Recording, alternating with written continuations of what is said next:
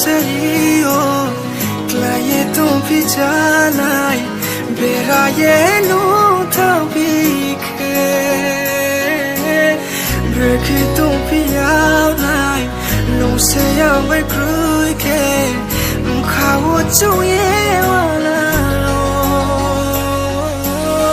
khapana serio claye tu pijanai bera ye no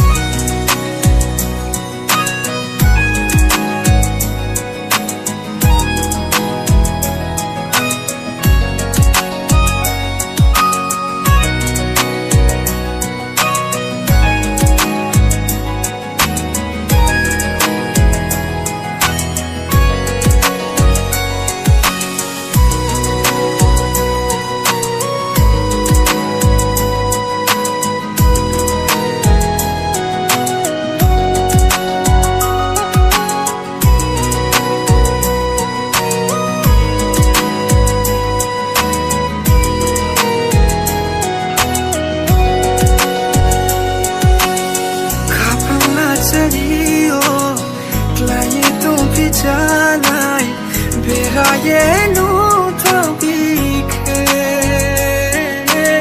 break tu piao nai no se ya we kruike mkhawo chu ye wala